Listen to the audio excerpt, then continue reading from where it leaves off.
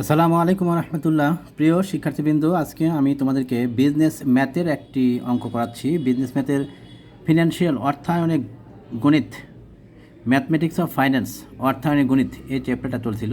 আজকে অর্থায়নে গণিতের আরও কিছু অঙ্ক আমি করে দিচ্ছি। দেখো প্রবলেম 14। এক ব্যক্তি 1000 টাকা ধার করে এবং বাৎসরিক কিস্তি বাবদ 100 টাকা করে উক্ত ধার পরিশোধ করে। আচ্ছা, বললো কি এক ব্যক্তি 1000 টাকা ধার করেছে এবং বাৎসরিক কিস্তিতে এই ধারটা শোধ করছে। প্রতি বছরে 100 টাকা করে কিস্তি দিয়ে দিয়ে এই ধারটা পরিশোধ করছে। ধার গ্রহণের 1 বছর পর প্রথম কিস্তির টাকা পরিশোধ করে। 1 বছর পর মানে ধার যেদিন গ্রহণ করছে তার ঠিক 1 বছর পর প্রথম কিস্তির টাকাটা পরিশোধ করছে। তার মানে বছরের শেষে কিস্তি দিচ্ছে। বার্ষিক সুদের হার 4% হলে কত বছর পর ওই ব্যক্তি ঋণ মুক্ত হবে? 4%। সুদের হার এখানে দেওয়া আছে কত? 4%। এখানে আমরা দেখতে পাচ্ছি এটা অ্যানুইটির অঙ্ক। কী করে? কারণ কিস্তির কথা উল্লেখ আছে, প্রত্যেক বছরের শেষে কিস্তি দিচ্ছে। যেহেতু কিস্তির কথা উল্লেখ আছে তাহলে এটা হবে কি? অ্যানুইটির অঙ্ক। এখন অ্যানুইটি বা বার্ষিক বৃত্তির অঙ্ক। এখন বার্ষিক বৃত্তির অঙ্ক দুই ধরনের, একটা হচ্ছে বর্তমান মূল্য, একটা হচ্ছে ভবিষ্যৎ মূল্যের সূত্র। এই দুই সূত্র প্রয়োগ করতে পারবো আমরা। এখন এখানে যেহেতু বলেছে এক ব্যক্তি 1000 টাকা ধার করে বা ঋণ করে কোনো ব্যক্তি বা কোনো প্রতিষ্ঠান অন্য কোনো ব্যক্তি বা অন্য কোনো প্রতিষ্ঠানের কাছ থেকে অর্থ ঋণ করে বা ধার করে, এ জাতীয় কোনো কথা অঙ্কে উল্লেখ থাকলে সেক্ষেত্রে অবশ্যই আমরা কী করব? প্রেজেন্ট ভ্যালু বা বর্তমান মূল্যের সূত্র প্রয়োগ করব।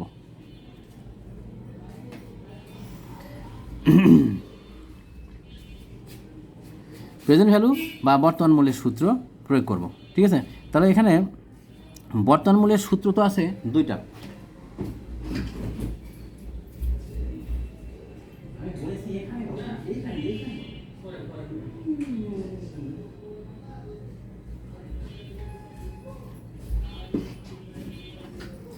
প্রেজেন্ট ভ্যালু বা বর্তমান মূল্যের সূত্র প্রয়োগ করতে হবে। এখন বর্তমান মূল্যের সূত্র আছে দুইটা। একটা হচ্ছে বছরের শেষে কিস্তি দিলে একটা সূত্র আসবে, আর একটা বছরের শুরুতে যদি দেয় তাহলে সেক্ষেত্রে আরেকটা সূত্র আসবে। তো এইখানে আমাদের উল্লেখ করে দিয়েছে যে প্রত্যেক বছরের শেষে মানে ধার যেদিন গ্রহণ করে তার ঠিক 1 বছর পর প্রথম কিস্তির টাকা পরিশোধ করে। প্রথম কিস্তির টাকা পরিশোধ করে কখন? ধার গ্রহণের ঠিক 1 বছর পর। তাহলে এখানে পরিষ্কার বলে দিয়েছে যে প্রত্যেক বছরের শেষে কি করে? কিস্তি পরিশোধ করে। তাহলে কিস্তি যেহেতু প্রত্যেক বছরের শেষে দিচ্ছে, তাহলে পিভির বা বর্তমান মূল্যের শেষের যে সূত্র, কিস্তি বছরের শেষে যে সূত্রটা হয় সেই সূত্রটা আমাদের এখানে প্রয়োগ করতে হবে। দেখো আমরা এখন এটা সলিউশন করছি, সবাই একটু খেয়াল করো।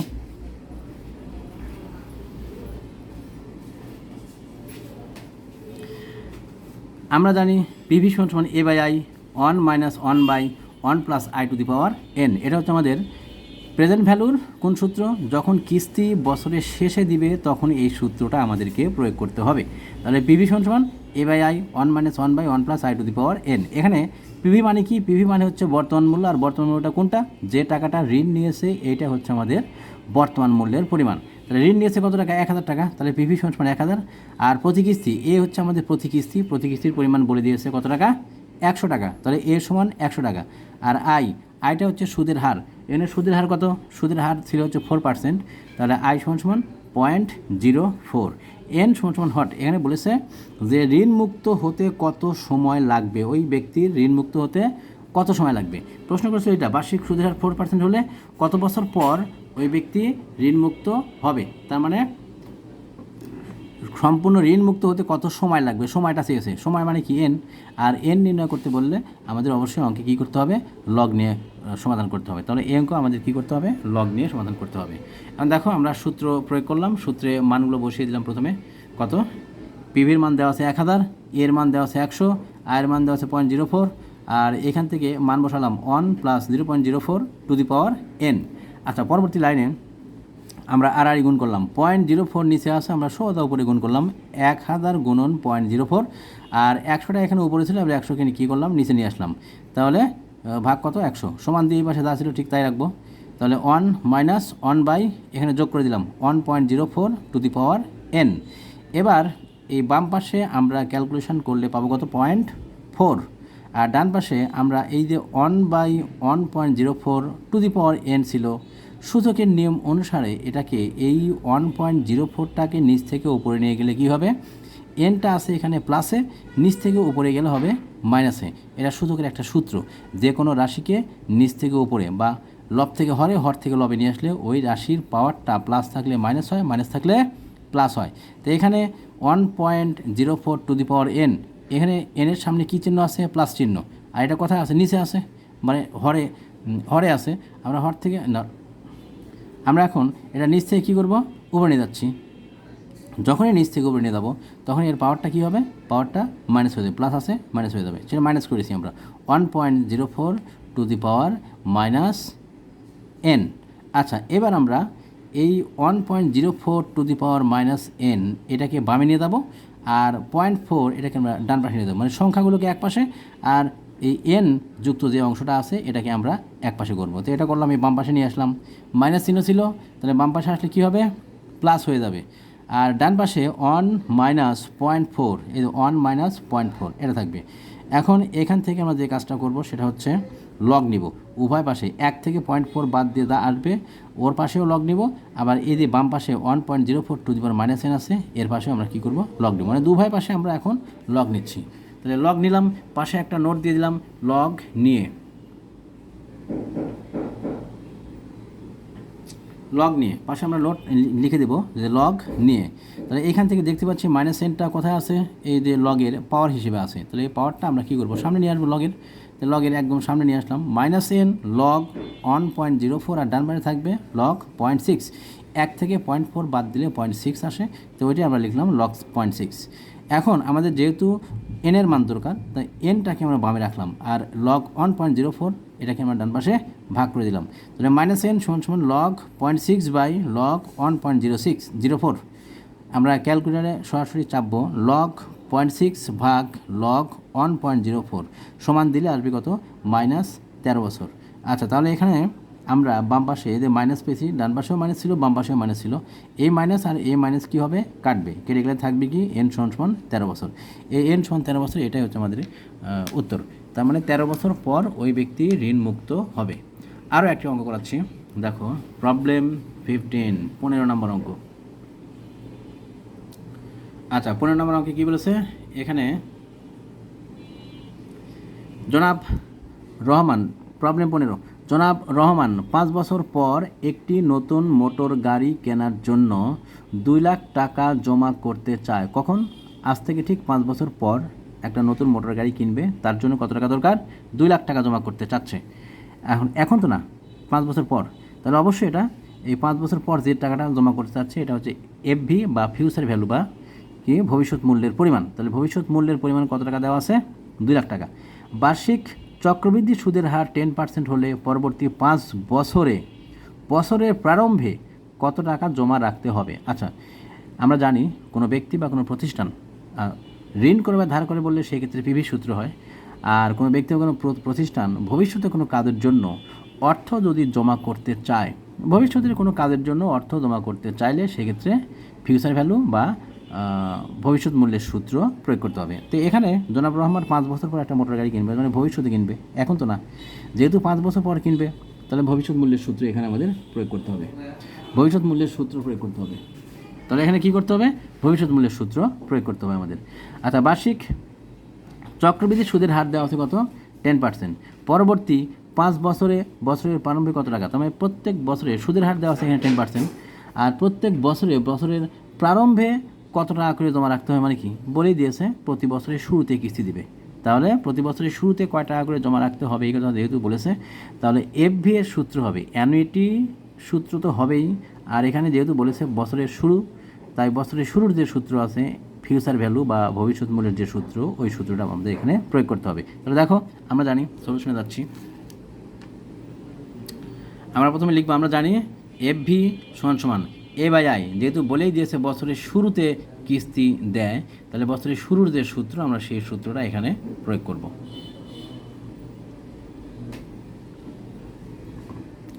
আমরা জানি এফভি সমান A by I 1 plus I to the power n minus 1 into 1 plus I. আচ্ছা, এফভি কত আছে? 2 লাখ টাকা। এফভি মানে যে টাকাটা দরকার 5 বছর পর, ওইটা হচ্ছে এফভি বা ভবিষ্যৎ মূল্য পরিমাণ। তাহলে এফভি সমান 2 লাখ টাকা, আই সমান 0.10, এন সমান 5, আর এর মান আমাদেরকে বের করতে হবে, এর সমান হট, মানে প্রতি কিস্তির পরিমাণ প্রত্যেক বছরের শুরুতে কয় টাকা করে জমা রাখবে এটা আমাদেরকে বের করতে বলেছে। তাহলে এ সমান হট। তাহলে এফভির মান বসালাম 2 লাখ টাকা, এর মান নাই, আর আয়ের মান 0.10, আর এখানে 1 প্লাস আই মানে কত 0.10 টু দি পাওয়ার 5 মাইনাস কত 1, আর এখানে আসবে 1 প্লাস 1 প্লাস 0.10। আচ্ছা, মান বসিয়ে দিলাম সবগুলো সূত্রে। পরবর্তী লাইনে আমরা এই যে এর নিচে আছে কত 0.10, এর নিচে যেহেতু ভাগ আকারে আছে এটা আর আমরা গুণ করে দেবো। তাহলে গুণ করলে কত আসবে 2 লাখ ইন্টু 0.10, আর ভেতরে আমরা যোগ করে দেবো 1.10 টু দি পাওয়ার 5 মাইনাস 1, আর এখানে যোগ করলে কত আসবে 1.10। আচ্ছা, এখান থেকে আমরা গুণ করলে পেয়ে যাবো কত 20,000 টাকা, আর এখানে এ ইন্টু এই যে মানটা আছে এতটুকু আমরা ক্যালকুলেটারে ক্যালকুলেশন করলে সরাসরি পেয়ে যাবো এই মানটা 0.6105 আর 1.10 যেমন ছিল ঠিক তেমনই পাশে গুণ আকারে রেখে দিলাম। পরবর্তী লাইনে আমরা এই দুইটা অ্যামাউন্ট গুণ করে দিব। গুণ করলে কত আসবে 0.671561, আর বাম পাশে কত আসবে 20,000। আচ্ছা, এবার এর সাথে ডান পাশের ওই মানটা কী আকারে আছে গুণ আকারে আছে, আমাদের এর মানটাই নির্ণয় করতে হবে। তাহলে কি করব, এর সাথে যে মানটা গুণ আকারে আছে আমরা এই পাশে নিয়ে এসে কী করে দেব ভাগ করে দেব। এখন এটাকে আমরা বামে দেখাচ্ছি, আর ভাগ করলে যেটা আসবে সেটাকে আমরা ডান পাশে দেখাচ্ছি। তাহলে কত আসবে এই 20,000 ভাগ হচ্ছে 0.671561, তাহলে ওইটাই লিখলাম এ সমান 20,000 ভাগ 0.671561 ডিভাইডেড বাই, আচ্ছা ভাগ করলাম, ভাগ করে যে মানটা আসলো এ সমান কত 29,781.36 অ্যান্সার। তাহলে প্রতি কিস্তির পরিমাণ কত আসলো 29,781.36 টাকা। এটাই ছিল আমাদের এই অঙ্কটা। আচ্ছা, আরও একটা অঙ্ক করাচ্ছি, খেয়াল করো। প্রবলেম 16 নম্বর অঙ্কটা বেশ ইম্পর্টেন্ট। এখানে আমাদের মাঝে মাঝেই এই অ্যানুইটির মান বের করে তারপরে বলে দেয়, মানে প্রতি কিস্তির পরিমাণটা বের করে আমাদেরকে নির্ণয় করতে বলে কি যে ঋণ পরিশোধের তালিকা তৈরি করো। আচ্ছা, ঋণ পরিশোধের তালিকা যদি তৈরি করতে বলে তাহলে সেক্ষেত্রে আমাদের কী করে করতে হবে খেয়াল করো। এখানে এই 16 নম্বর অঙ্কেই বলেছে এটা, এক ব্যক্তি বার্ষিক 5% হার সুদে 30,000 টাকা ঋণ করে, 5টি বার্ষিক কিস্তিতে পরিশোধের অঙ্গীকার করে। শর্ত হলো প্রতি বছরের শেষে কিস্তি পরিশোধ্য, তার মানে প্রত্যেক বছরের শেষে কিস্তিটা পরিশোধ করতে হবে। আর কিস্তির অর্থ নির্ণয় করো এবং ঋণ পরিশোধের তালিকা তৈরি করো। আমাদের এখানে বলেছে কি এক ব্যক্তি বার্ষিক 5% হার সুদে 30,000 টাকা ঋণ করে বা ধার করে বললে কি হবে, অবশ্যই আমাদের পিভি সূত্র প্রেজেন্ট ভ্যালু সূত্র প্রয়োগ করতে হবে। ঋণ করে বা ধার করে বললেই সেক্ষেত্রে আমাদের প্রেজেন্ট ভ্যালু পিভি সূত্র প্রয়োগ করতে হবে। আচ্ছা, আর কিস্তিটা কখন দিচ্ছে বার্ষিক কিস্তি, এর বলছে 5টি বার্ষিক কিস্তি মানে এন সমান 5 বছর, আর শর্ত হলো প্রতি বছরের শেষে বলে দিয়েছে প্রত্যেক বছরের শেষে কিস্তি পরিশোধ্য। তাহলে যেহেতু কিস্তি কোথাও উল্লেখ আছে তাহলে এটা বার্ষিক বৃদ্ধির অঙ্ক, আর ধার করে বা ঋণ করে বলেছে তাহলে এটা পিভি সূত্র হবে, মানে বার্ষিক বৃত্তির পিভি সূত্র মানে বর্তমান মূল্যের সূত্র, আর প্রত্যেক বছরের শেষে কিস্তি পরিশোধ করছে, সুতরাং তাহলে পিভির শেষের যে সূত্র আছে শেষে কিস্তি পরিশোধ করলে যে সূত্রটা প্রয়োগ করতে হয় আমরা সেই সূত্রটা প্রয়োগ করব। আর এখানে নির্ণয় করতে বলেছে কি প্রতি কিস্তির পরিমাণ আর ঋণ পরিশোধের তালিকা আর প্রতি কিস্তির পরিমাণটা কেমন হবে এটা আমাদের বের করতে বলেছে। কারণ দেখো প্রথমে যে কাজটা করবো আমরা হচ্ছে সূত্র প্রয়োগ করে আমরা প্রতি কিস্তির পরিমাণটা আগে বের করে নেব। সলিউশন, আমরা জানি পিভি সমান a by I 1 - 1 by 1 plus I to the power n। এখানে পিভি কত, পিভি হচ্ছে 30,000 টাকা, আই কত 0.05 টাকা, n সমান 5 বছর, আর এর মানটাই আমাদেরকে বের করতে হবে। এটাই হচ্ছে আমাদের কি প্রতি কিস্তির পরিমাণ। এখন এখান থেকে পিভির মান 30,000 টাকা বসিয়ে দিলাম, এর মান নাই, আয়ের মান 0.05, 1 - 1 বাই 1 প্লাস আই কত 0.05 টু দি পাওয়ার n এর মান 5 টু দি পাওয়ার 5 লিখলাম আমরা। এবার এখান থেকে আমরা 0.05 আর গুণ করে দিলাম, কত আসবে 30,000 গুণন 0.05, আর এ গুণন 1 - 1 বাই এ দিয়ে এটা যোগ করে দেবে, তাহলে কত আসবে 1.05 টু দি পাওয়ার 5। আচ্ছা, তাহলে এইখান থেকে এতটুকুর মান এই দিয়ে যেটা আসলো আর কি, এতটুকুর মান আমরা ক্যালকুলেশন করলে ক্যালকুলেটারে পাবো কত 0.216473833 এই মানটা আসবে। আচ্ছা, আসলো। তারপরে আমরা যে কাজটা করব সেটা হচ্ছে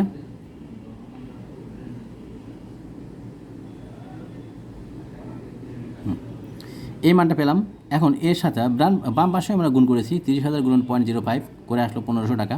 মানে এর সাথে এটা গুণাকার আছে, এটা এই পাশে আসলে কী হবে ভাগ হবে, তো এটাকে বামে দেখালাম, আর এই ভাগ করে যেটা আসবে সেটাকে আমরা ডান পাশে দেখাচ্ছি।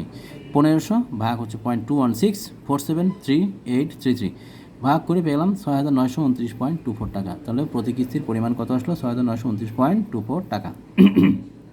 তাহলে অ্যান্সার 6,929.24। আচ্ছা, আমরা কিস্তির পরিমাণ পেলাম। এবার ঋণ পরিশোধের তালিকা। ঋণ পরিশোধের তালিকাটা আমি তোমাদেরকে একটু দেখাচ্ছি। দেখো, ঋণ পরিশোধের তালিকা নির্ণয় করতে বললে আমরা এইভাবে ঋণ পরিশোধের তালিকাটা তৈরি করব। খেয়াল করো, ঋণ পরিশোধের তালিকা কী আসবে? প্রথমে 1 নম্বর কলামে লিখবো আমরা বছর। কয় বছর ছিল? 5 বছর। 1 2 3 4 5 বছর লিখলাম। আর 2 নম্বর কলামে লিখবো বছরের শুরুতে ঋণের পরিমাণ। বছরের শুরুতে কয় টাকা ঋণ ছিল সেই ঋণের পরিমাণটা। তাহলে বছরের শুরুতে ঋণের পরিমাণ ছিল কত টাকা? 30,000 টাকা। আচ্ছা, 2 নম্বর কলামে আসবে কি? প্রতি কিস্তির পরিমাণ। আর 3 নম্বর কলামে আসবে প্রতি কিস্তি। আর 4 নম্বর কলামে আসবে সুদ। সুদের পরিমাণটা কত, এটা বের করবো আমরা। এটা পাবো কী করে? 2 নম্বরকে আমরা গুণ করব সুদের হার দিয়ে, ইন্টারেস্ট রেট দিয়ে গুণ করবো 2 নম্বর কলামকে। 2 নম্বর কলামে যে মানটা থাকবে সেই মানকে। আর 5 নম্বরে কী আসবে? 3 - 4। 3 নম্বর কলাম থেকে 4 নম্বর কলাম বাদ দিব, তাহলে পাবো কি? আসল। আর 6 নম্বরে আমরা পাবো কি? 6 নম্বরে আমরা নির্ণয় করব হচ্ছে বছরের শেষে সুদের পরিমাণ, বছরের শেষে ঋণের পরিমাণ। বছরের শেষে ঋণের পরিমাণ, ঋণ পরিশোধের করার পর কয় টাকা ঋণ থাকবে প্রত্যেক বছরের শেষে, সেটা হচ্ছে আমরা নির্ণয় করব 6 নম্বরে। এটা পাবো কী করে? 2 নম্বর থেকে বাদ দিব 5 নম্বর, 2 থেকে 5 বাদ। তাহলে বছরের শেষে ঋণের পরিমাণ। আচ্ছা, তাহলে 1 নম্বরে ঋণের পরিমাণ ছিল কত? বছরের শুরুতে 30,000 টাকা। আর প্রতি কিস্তির পরিমাণ ছিল কত টাকা? 6,929.24 টাকা। 6,929.24 টাকা। আচ্ছা, প্রতি কিস্তি যেহেতু সমান প্রত্যেক বছরই, তাহলে প্রত্যেক বছরে একই মান বসিয়ে দিলাম। তারপরে সুদ পাবো কত টাকা? 2 গুণন আয়। আমরা যদি 2 নম্বরকে আমরা কি আয় মানে কি? 5%। 5% দিয়ে গুণ করলে প্রথমে কত আসবে? 30,000-এর 5% করলে 1500 টাকা। আর আসল পাবো কী করে? এই যে কিস্তি 6,929.24 থেকে বাদ দিব 1500, তাহলে আসবে 5,429.24 টাকা। আর বছরের শেষে ঋণের পরিমাণ কত আসবে? এই যে 30,000 মাইনাস 5,429.24 বাদ দিলে আসবে 24,570.76। এই টাকাটা চলে আসবে দ্বিতীয় বছরের শুরুতে। এবার এর উপর আবারও কিস্তি সুদ ধার্য করব 5%, করলে আসবে 1,228.54। এই টাকাটা বাদ দিব আমরা কিস্তির থেকে, 6,929.24 থেকে বাদ দিব 1,228.54, তাহলে আসবে 5,700.7। এই টাকাটা বাদ দিব বছরের শুরুতে যে কিস্তি ছিল, ঋণ ছিল, সেই ঋণ থেকে বাদ দিব, মানে 24,570.76 মাইনাস 5,700.7 বাদ দিলে আসবে 18,870.06। এটা আবার চলে আসবে তৃতীয় বছরের শুরুতে। এরকমভাবে আমরা একই কাজ এইগুলো আমি করবো, যেটা তৃতীয় বছর শেষে যে ঋণটা থাকবে এটা চলে আসবে চতুর্থ বছরের শুরুতে। একই রকম কাজ আবার এখানে করব, যে চতুর্থ বছরের শেষে যে ঋণটা থাকবে এটা চলে আসবে পঞ্চম বছরের শুরুতে। এবার পঞ্চম বছরের শুরুতে যে ঋণটা থাকবে আমরা এইখানে এসে ইন্টারেস্ট রেট দিয়ে গুণ করে আর ইন্টারেস্ট বের করব না, এখানে আমরা আমাদের লাস্টে গিয়ে বিয়োগ করে আমরা ইন্টারেস্টের পরিমাণটা বের করবো। কী করে? কিস্তি ছিল 6,929.24, আর ঋণ ছিল কত? 6,600.03। তাহলে ঋণ ছিল 6,600.03 আর কিস্তি দিয়েছে কত টাকা? 6,929.24। তাহলে যে টাকাটা কিস্তি দিল আর যে টাকাটা ঋণ ছিল, এই দুইটার যে পার্থক্য, এইটাকে আমরা বলবো হচ্ছে সুদের পরিমাণ লাস্ট ইয়ারে। তাহলে আমরা কিস্তির পরিমাণ থেকে এই ঋণের পরিমাণটা বাদ দিব। বছরের শুরুতে ঋণের পরিমাণ ছিল 6,600 টাকা আর কিস্তি দিয়েছে 6,929 টাকা। এবার 6,929.24 থেকে আমরা বাদ দিব 6,600.03। বাদ দিলে যেটা আসবে এটা হচ্ছে আমাদের কি? সুদের পরিমাণ। তো ওইটাই আমরা লাস্টে লিখে দিব, শেষ বছরের সুদ সমন্বিত করে। এই কথাটা লিখে বিয়োগ করে দেখাবো 6,929.24 মাইনাস 6,600.03 বাদ দিলে আসবে 329.21। এই 329.21 আমরা এখানে সুদের ঘরে লিখেছি। আর এই টাকাটা বছরের সুদে যে ঋণটা ছিল, এই টাকাটা সরাসরি আমরা কি করব? আসলের ঘরে লিখব। আর এইখানে পঞ্চম ষষ্ঠ মানে কলামে কোনো অ্যামাউন্ট আসবে না, কারণ এই অ্যামাউন্ট থেকে আমরা বাদ দিব এই অ্যামাউন্ট, তার মানে এখানে কোনো অ্যামাউন্ট থাকবে না, সম্পূর্ণ টাকাটাই পরিশোধ। আজকে এ পর্যন্তই। সবাই ভালো থাকো, আল্লাহ হাফেজ।